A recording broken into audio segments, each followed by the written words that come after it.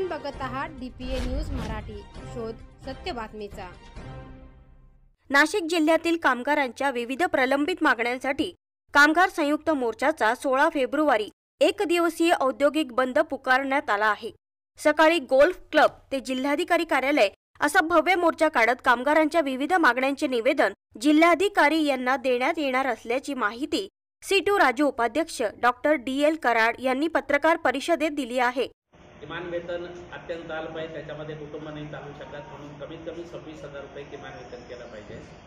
आणि कंत्राटी कामगारांनी किती वर्ष कंत्राटी पद्धतीने राबायचं याचं उत्तर सरकारने दिलं पाहिजे।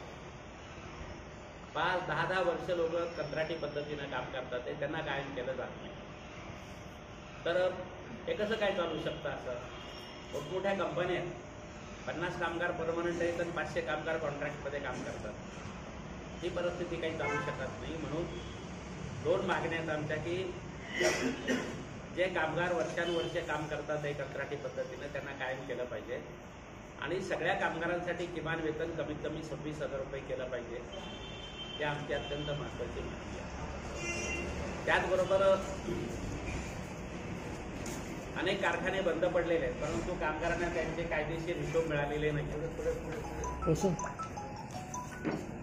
तर कायदेशीर हिशोब मिळण्याचं बँका कारखाने ताब्यात घेतात आहे, विकतात आहे, आणि त्यांचं कर्ज वसूल करतात आहे, परंतु कामगारांना मात्र ग्रॅच्युटी पण मिळत नाही, प्रॉव्हिडंट फंडाचे पैसे मिळत नाही, काही मिळत नाही कामगारांना, आणि वर्षानुवर्ष संघर्ष चालू आहे।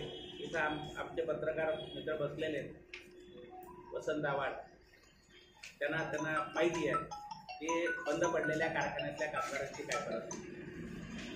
ही 5-10 विनंती करायची आहे की इतका घोर अन्याय संबंध नाशिक जिल्ह्यामध्ये महाराष्ट्रामध्ये सुरू आहे, परंतु त्याच्याबद्दल कोणी बोलायला तयार नाही, आणि म्हणून आम्हाला औद्योगिक बंद करून संप करून हा मोर्चा काढावा लागतो। सरकारी अधिकारी फक्त आश्वासनं देतात, निमाचे अध्यक्ष फक्त आश्वासनं देतात, तर आश्वासनं देऊन पोट नाही भरणार। 1-1 वर्ष कामगार बाहेर, त्यामुळे हे प्रश्न तातडीनं सुटले पाहिजेत। आणि हा आम्ही आता 1 दिवसाचा संप करतोय, आमचा पुढचा संप 72 तासाचा आहे, 30 दिवसाचा संप आहे, आणि मग याच्यातनं जे नुकसान होईल त्याची जबाबदारी मालक लोकांच्या संघटना आणि सरकारची असेल। आम्ही आता गुलामासारखं काम करणार नाही, हा आमचा निर्णय। आम्ही वर्षानुवर्ष कॉन्ट्रॅक्ट सिस्टीममध्ये काम करणार नाही, आम्ही 12-15 हजार रुपयावर काम करणार नाही, आम्हाला 26,000 रुपये किमान वेतन मिळालं पाहिजे, आणि आम्ही कष्ट करून जे काही नोकऱ्या केलेल्या आहेत त्या नोकऱ्याचे आमचे कायदेशीर देणे आम्हाला मिळाले पाहिजेत। सरकारने याच्यामध्ये हस्तक्षेप केला पाहिजे, हे आमचं मागणी। त्यामुळं CITU आणि सर्व कामगार संघटना त्या आंदोलनामध्ये सहभागी आहेत,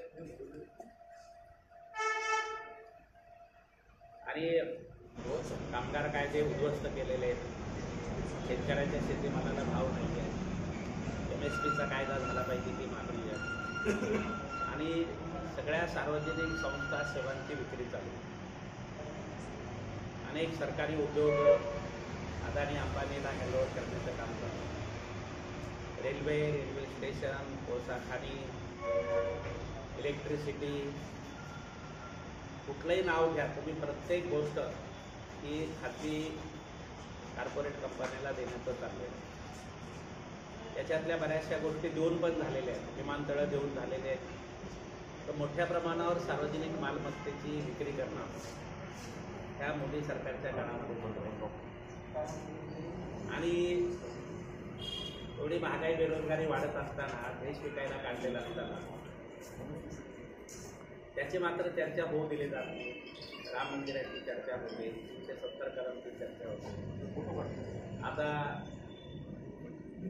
श्रीकृष्ण जन्मस्थानाची चर्चा सुरू केलेली आहे, आरक्षणाच्या मुद्द्यावरून आपापसात भांडणं लावलेली आहे, तर संबंध देशाला एक वेगळं वळण लावण्याचं काम सत्ताधाऱ्यांनी सुरू केलं आहे, आणि त्याच्यामध्ये 90% जो सामान्य माणूस आहे त्या 90% सामान्य माणसाच्या जगण्याचे जे प्रश्न आहेत त्या प्रश्नाकडे हेतुपुरस्सर दुर्लक्ष केलं जात आहे, आणि फक्त कॉर्पोरेट कंपन्यांचा फायदा होईल अशा पद्धतीचा कारभार चालू आहे।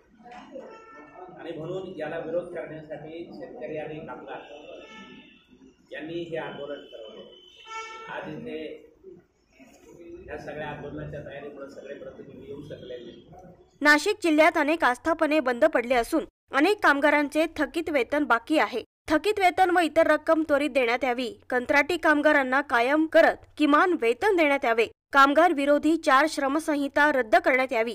सरकारी आस्थापनांमधील नोकर भरती त्वरित करावी. कामगारांना मोफत घर तसेच पाल्यांना मोफत शिक्षण मिळायला, कामगारांच्या कुटुंबांना मोफत आरोग्य सुविधा मिळायलाच पाहिजे. यास इतर प्रलंबित मागण्यांसाठी 10,000हून अधिक कामगारांचा मोर्चा 16 फेब्रुवारीला जिल्हाधिकारी कार्यालयावर सकाळी 10 वाजता काढण्यात येणार असून जिल्ह्यातील 150हून कारखाने बंद राहणार असल्याची माहिती यावेळी देण्यात आली. आज देशातील औद्योगिक कामगारांची अवस्था बिकट झालेली आहे. औद्योगिक वसाहतीमध्ये 70% कॉन्ट्रॅक्ट सिस्टीममध्ये काम करणारे कामगार आहेत. त्यांना किमान वेतन नाही. त्यांना किती वर्ष कॉन्ट्रॅक्ट करून ठेवणार तुम्ही, त्यांचं भविष्याचं काय, या सगळ्या गोष्टी. आणि त्याचबरोबर इथं कोर्टाचे आदेश देऊन मालक त्याची अंमलबजावणी करत नाही. कामगारामध्ये मोठं नैराश्याचं उत्पन्न झालेलं आहे. आणि म्हणून आमचं म्हणणं आहे की किमान वेतन ही 26,000 रुपये मिळालं पाहिजे. कॉन्ट्रॅक्ट सिस्टीममध्ये काम करणाऱ्या कामगारांना कायम केलं पाहिजे. आणि जी दुसरी आहे की जे 4 लेबर कोड आहे हे सरकारने रद्द केले पाहिजे. यासाठी कामगार संघटना कृती समिती शिटूच्या वतीने 16 तारखेला जिल्हाधिकारी कचेरीवरती प्रचंड मोर्चा आम्ही घेऊन जाणार आहे. या मोर्चामध्ये कामगारांचे विविध प्रश्न आम्ही घेणार आहे. सरकार मात्र या ठिकाणी अनेक वेळेला आंदोलन केली, निवेदनं दिली, परंतु कामगार मंत्री या प्रश्न सोडवायला कार्यक्षम नाही असं दिसायला लागलेलं आहे. आपल्याला माहिती आहे की आता गेले 2-3 महिन्यापासून 12 तारखेपासून आशा वर्कर्स आपल्या मागण्यासाठी ठाण्याला 3 दिवस होते आणि आज 5 दिवस झाले आझाद मैदानावरती आपले प्रश्न घेऊन आंदोलन करत आहे. परंतु मुख्यमंत्र्याला किंवा कामगार मंत्र्याला त्यांचे प्रश्नावरती चर्चा करून सोडवायला वेळ नाही. त्याच्या अगोदर अंगणवाडी कर्मचाऱ्यांनी संप केला तर त्यांना मानधनामध्ये वाढ मिळावा म्हणून. आणि एकंदरीत आपल्याला माहिती आहे की मोदी सरकार कामगार असो शेतकरी असो यांच्या प्रश्नाकडे लक्ष द्यायला तयार नाही आहे. नुकतंच 1 तारखेला केंद्र सरकारने बजेट जाहीर केलं. सगळ्यांसाठी काही दिलेले, परंतु कामगार आणि शेतकऱ्यांसाठी कुठली ठोस असा काही निर्णय घेण्यात आलेला नाही आहे. शेतकऱ्यांना त्या सांगितले की सत्तेवर येण्यापूर्वी सांगितले की आम्ही 50% नफ्यावरती तुम्हाला शेतीमालाला भाव देऊ, परंतु तो काही त्यांना मिळाला नाही. उलट आता पुन्हा शेतकरी दिल्लीच्या वरती चाल करून येऊ राहिलेले. तिथेही त्यांच्यावरती लाठीचार्ज त्यांना येऊ नये म्हणून सरकार, म्हणजे हे सरकार जनतेचं आहे की कोणाचं आहे हा प्रश्न निर्माण झालेला आहे. आणि म्हणून आम्ही ह्या सरकारच्या विरुद्ध या मागण्यासाठी 16 तारखेला आक्रोश मोर्चा काढण्यात येणार आहे. या मोर्चाला जास्तीत जास्त कामगारांनी यावे असे CITच्या वतीने मी आवाहन करत आहे. त्याच्यात महाराष्ट्र, गोवा, गुजरात येतात आणि त्याच्यामध्ये नाशिक विभाग आहे. त्याच्यात विमा कर्मचारी संघटना आमच्या इथल्या विभागीय युनिटचं नाव आहे. त्यातला मी विभागीय युनिटचा अध्यक्ष आहे आणि वेस्टर्न झोन इन्शुरन्स एम्प्लॉईज असोसिएशनचा उपाध्यक्ष आहे.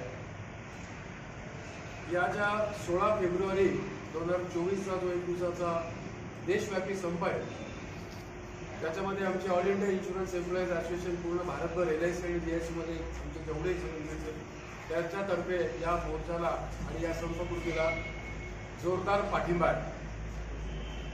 याच्यामध्ये या मागण्या आमच्या ज्या आहेत, सुमारे 10 वर्षापूर्वी LICची कर्मचारी संख्या 1.25 लाखाच्या वरती थी पूर्ण ऑल इंडियामध्ये.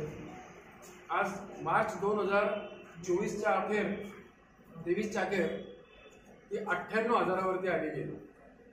इतके लोक रिटायर झालेले आहेत, तेवढ्या जागा रिकाम्या आहेत, ते गव्हर्नमेंट भरत नाही. आमची पहिली मागणी की नोकर भरती करावी. आम्हाला अपुऱ्या कर्मचारीवर काम करावं लागतं हा भाग वेगळा आहे, परंतु त्याहीपेक्षा आज अनेक गुणवत्ताधारक तरुण मुलं मुली, हुशार मुलं मुली चांगल्या नोकरीच्या शोधात आहे. त्यांना नोकरी देण्याची जबाबदारी ही आपली सरकारची आहे, पब्लिक सेक्टरची आहे. त्याला आम्हाला अर्थ मंत्रालय परवानगी सुद्धा देत नाही. आणि त्याच्या पुढे जाऊन आज 2024 साल आहे, पुढच्या 2030 पर्यंत पुढच्या 6 वर्षामध्ये आमची 98,000ची कर्मचारी संख्या आहे, ती 54,000वरती येणार आहे. 54,000वरती येणार आहे, कारण आमच्याकडे एज वाईज डाटा जो आमचा पर्सनल डिपार्टमेंटकडनं काढलेला आहे. म्हणजे नोकर भरती नाही झाली तर 98,000 ते 54,000 ही सुद्धा नोकर भरती ताबडतोबी व्हायला पाहिजे. आणि अतिशय सक्षम चांगले बुद्धिमान मुलं मुली आजचे बेरोजगार आहेत, कारण आमचा शिक्षण प्रणाली ही बेरोजगारांचा कारखाना झालेली आहे. आणि केंद्र सरकार, राज्य सरकार किंवा पब्लिक सेक्टर यांच्यामध्ये ज्या हजारो आणि एकत्र केल्यास लाखो जागा रिक्त आहेत, त्या या गव्हर्नमेंट भरायला परवानगी देत नाही. आणि जसं तर आपण सांगितलं की कंत्राटी पद्धतीने, म्हणजे कंत्राटीकरणाचा रोग हा कंपन्यांना नाही, हा सरकारला, पब्लिक सेक्टरला पण आहे. कमीत कमी परमनंट कर्मचारी, जास्तीत जास्त कॉन्ट्रॅक्टवरचे कर्मचारी वापरायचे आणि त्यांचा खर्च भागवून तो खर्च काढून दुसरीकडे कुठेतरी वापरायचा आणि लोकांना जगण्याचं, सन्मानाने जगण्याचं साधन द्यायचं नाही. याला आमचा विरोध आहे. आम्ही ते नोकर भरतीची मागणी करतो. या देशामध्ये आणि महाराष्ट्रामध्ये जे काही परिस्थिती सध्या चालू आहे, कामगार, कष्टकरी आणि शेतकरी विरोधी अशी भूमिका या राज्य सरकार आणि केंद्र सरकार या ठिकाणी घेत आहे. आणि म्हणून या सरकारला जागं करण्यासाठी हा निर्णय 16 तारखेच्या संपाचा घेण्यात आलेला आहे. एक गोष्ट प्रकर्षाने सांगावी लागते की आत्ताच डॉक्टरांनी सांगितल्याप्रमाणे कामगार मंत्री ज्या जिल्ह्यामध्ये जातात, खऱ्या अर्थाने त्या जिल्ह्यातल्या ज्या काही कामगार संघटना आहेत त्यांनी बोलवून त्यांच्याशी चर्चा केली पाहिजे, असा इथून मागचा प्रघात आहे. परंतु हे जे काही बीजेपीच्या सरकारमधले कामगार मंत्री आहेत, यांना कामगारांशी काही घेणं देणं नाही. अशा पद्धतीने ते ज्या ज्या जिल्ह्यात जातात तिथं कोणतंही त्यांना कॉल करत नाही किंवा त्यांना बोलवलं जात नाही, सन्मानाने त्यांच्याशी चर्चा केली जात नाही. आणि म्हणून कामगारांच्या ज्या भावना आहेत त्या या सरकारबद्दल अतिशय तीव्र आहेत.